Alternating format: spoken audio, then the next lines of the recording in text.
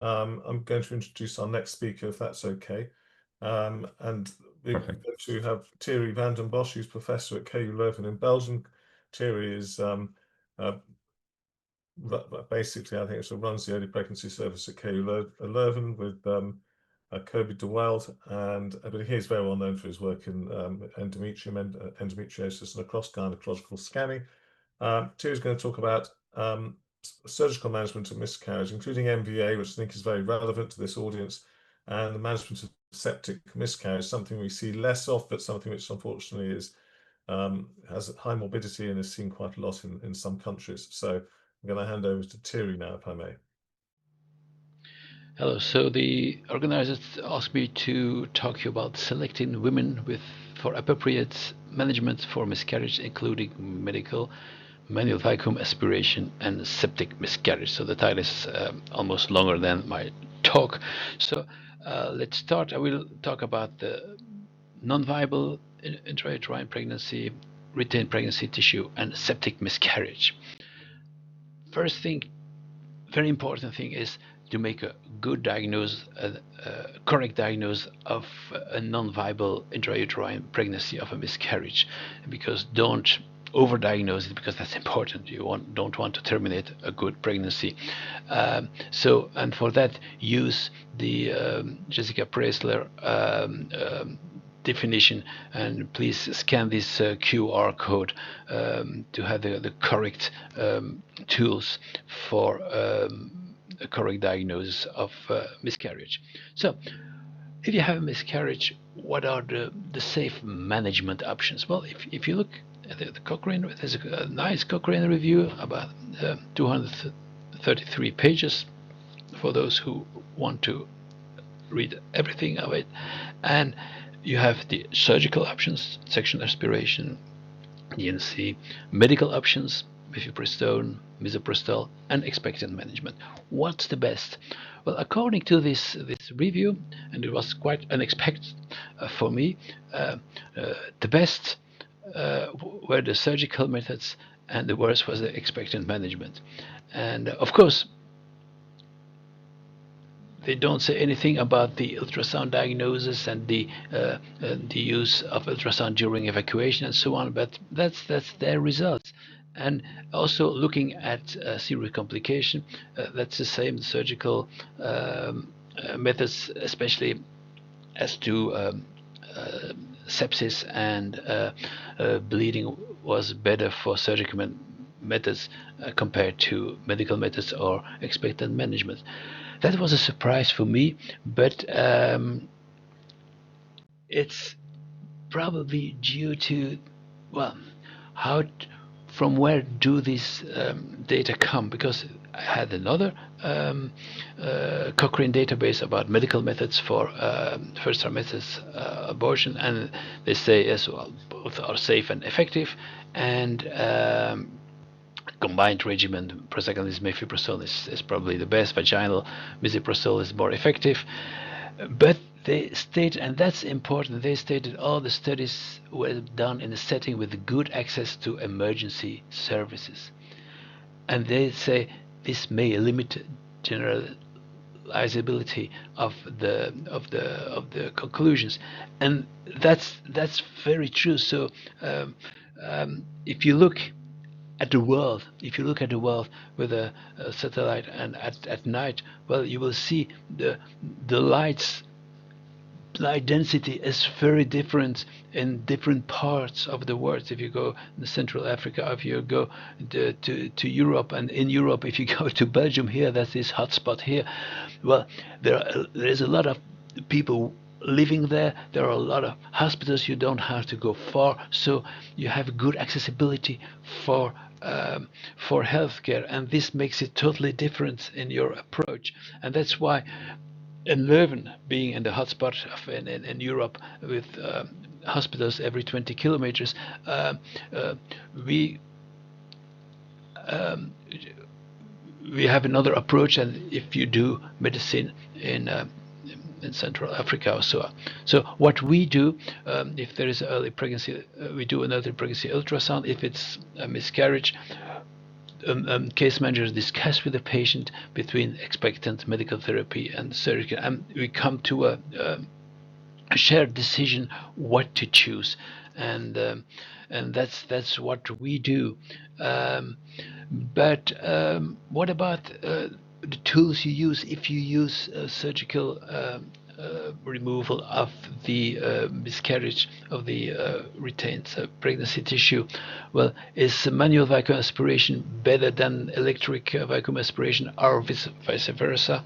Well, there is a good systematic review comparing both, and to make a long story short, I mean it's as effective and as acceptable. So if you're in a setting without, well, if you don't have this electric vacuum aspiration, well, you can use a vacuum aspiration, because it's as good if as to effectiveness. The completion abortion rate is the same for both.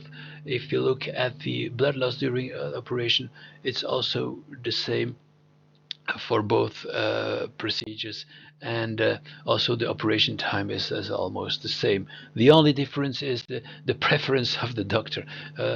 Doctors, if you have the choice, the doctors tend to prefer the electric vacuum aspiration. I mean, it's physically perhaps less well, anyway, but both are certainly acceptable, and both are as effective. What about the retained pregnancy tissue? How do we see it on ultrasound?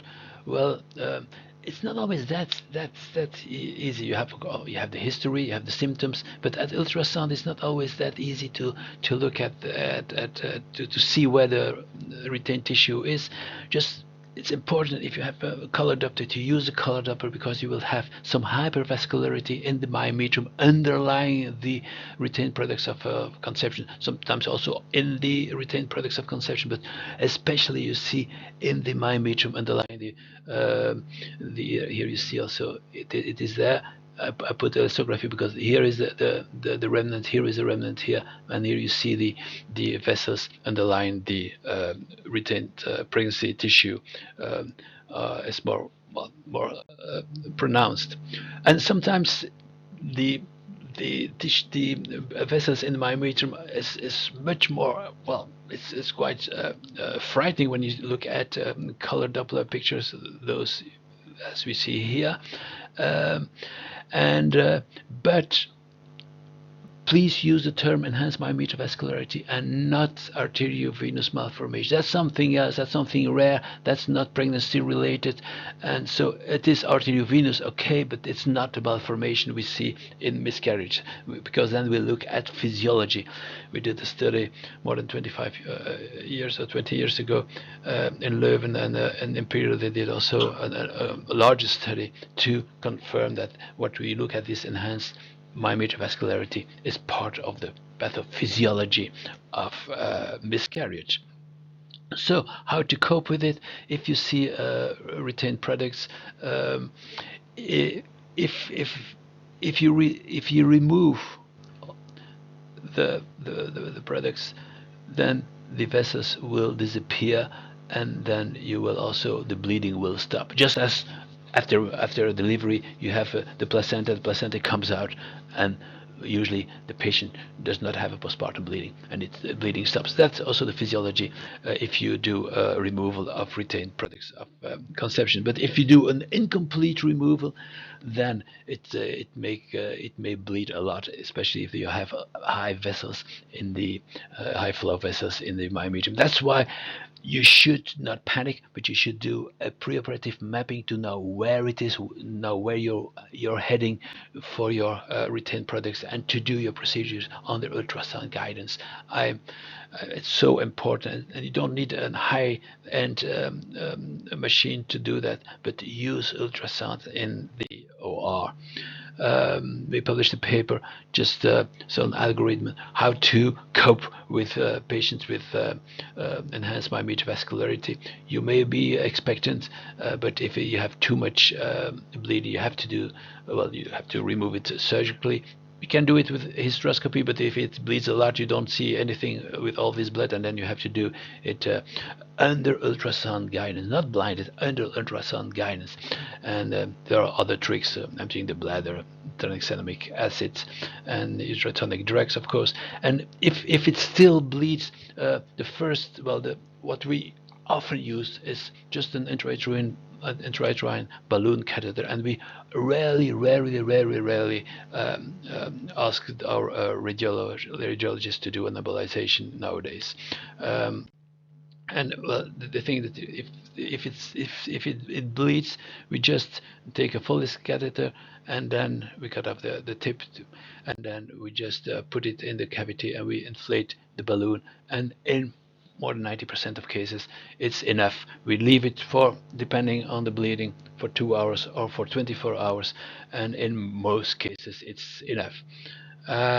So that's about retained products of conceptions. We just in Leuven, if it's not septic, I mean, it's the patient decision, the patient preference, and then between expectant or medical or surgical.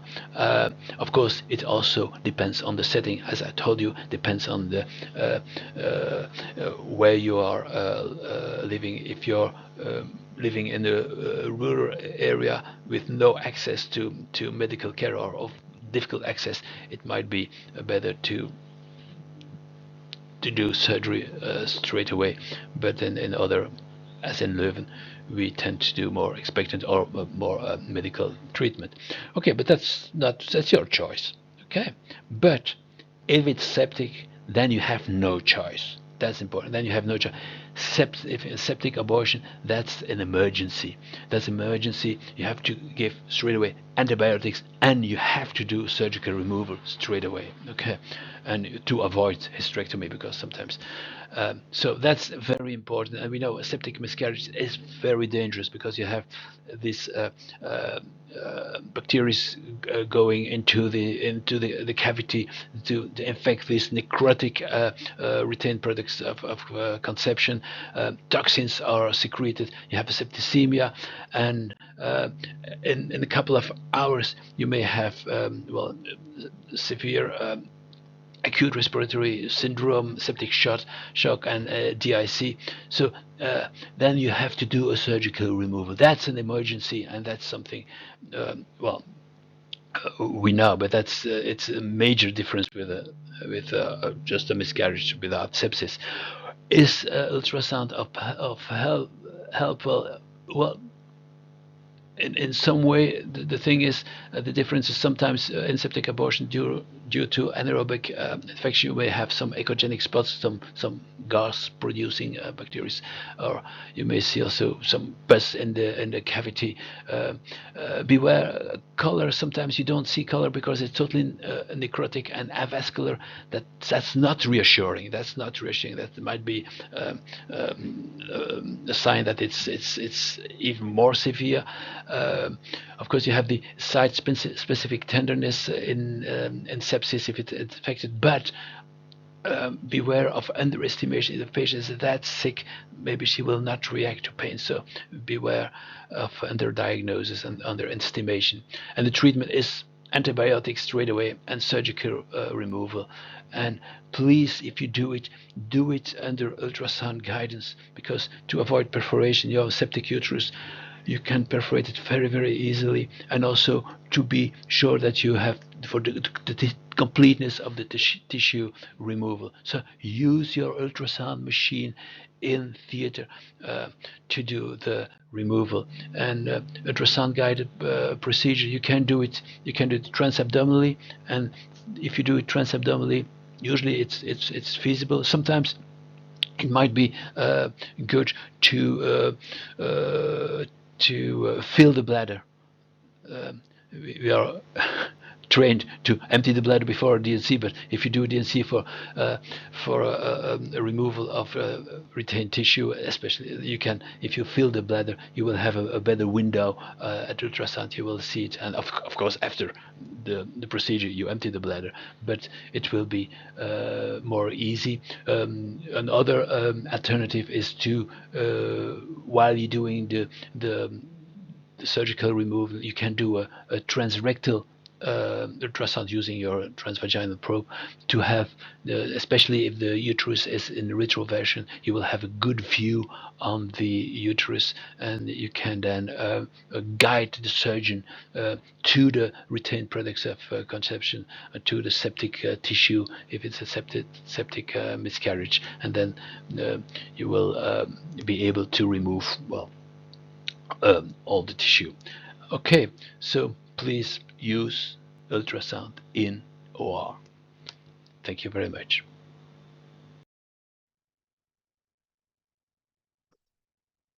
Thierry, thank you very much. Are you with us? You are with us indeed. Yeah, I mean, I think this is really important. In terms of surgical type management, do you use MVA a lot? I mean, what's your sort of, when you say surgical management, really, how many patients now do you actually perform surgery, as it were, not as an outpatient, or do you not use MVA or recommend it? And I use the electric one because I'm lazy, of course. But in Leuven, we most patients prefer the medical therapy, because then they have a miscarriage usually within 24 hours after the start of 48 hours, and that's what most patients prefer. And but it's up to the patient. But again, it depends on the setting where you work. If you work far from a hospital, then it's perhaps better to do the surgery straight away. Are there ones where you might be concerned? I think, because I remember a long time ago, and I think Yazan might remember this as a case when I was at, anyway, but people sort of think that they say, well, she's only so many, the embryo size or whatever is X, but in fact they're 12 weeks, but they have a 7-week embryo or something. And I'm always a bit wary of this because they often bleed quite heavily, and you have quite a hydropic looking sort of situation. And but because I think the trophoblast continues to develop, and so you can end up them going home and actually not really being quite as suitable for the procedure as maybe people think. And are there any situations where you're a little bit, what are your kind of limits in terms of what you'll say, fine, have medical management? Yes, that's a good question indeed, because if you have an embryo of more than 30 millimeters, we tend to worry a little bit. And sometimes one of the options is to have them as an inpatient for this 24 hours, just to have their miscarriage in the hospital. Depends. We have to discuss that with the patient, but we have to tell the patient it might bleed quite a lot. And certainly if there are large vessels going to this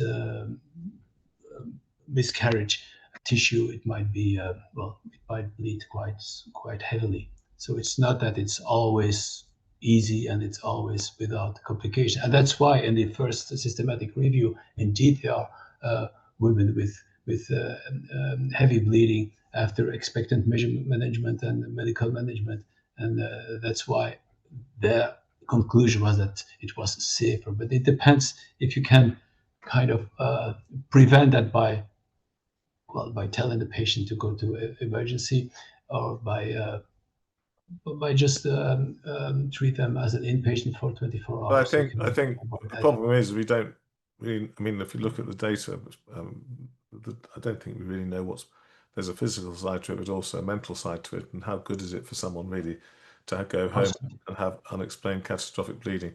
I don't know. There's a question here very specific for septic miscarriage. Do you advise sharp curettage or MVA or neither? What's your advice? I advise section curettage and electric or manual. That's the same. And otherwise, to use with if there is a lot of tissue, to use a swab forceps under ultrasound guidance, because it's and I mean, sharp curettage, try to avoid it, because you will damage the myometrium, and you will increase the risk of placenta accreta next pregnancy, if there is a pregnancy after that. So and I guess adhesions are also a concern. yes, yeah. In that situation. Okay, I'm just checking if there's any other questions. Yeah, I mean, one of the comments here is we don't really have electric vacuum aspiration, ultrasound guided MVA, but I think the sort of, I mean, we don't have an electric MVA at our hospital in our unit anyway. So I think it's not necessary to have that to do MVA quite successfully, is it? I mean, yes, it's the same. It's the same. Basically, it's the same. It's really it's the same. It's just a little bit. If you're lazy as a physician, you use an electric one, but it's the same as you have the same principle. It's just suction, and then with the suction, you can have it with both methods. It's really. But I think the key point, anyway, whatever, I think, and I think you made the point, which will probably come on to, and I'm sure Davor will mention when he talks about scars, is use ultrasound to guide you. I mean, one of the, it's very difficult to see when you're doing procedures in the uterus. I don't know what you think, Davor, just briefly, but maybe you'll come back to this. When you've got this tool that allows you to guide you where you are, and it doesn't make a lot of sense. And you don't have to have fancy machines, just simple handheld.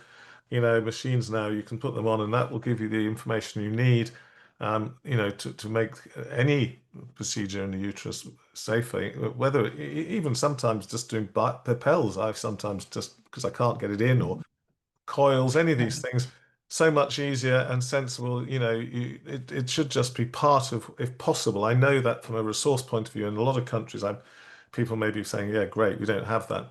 But if you even can get hold of a handheld machine, that does a lot, actually.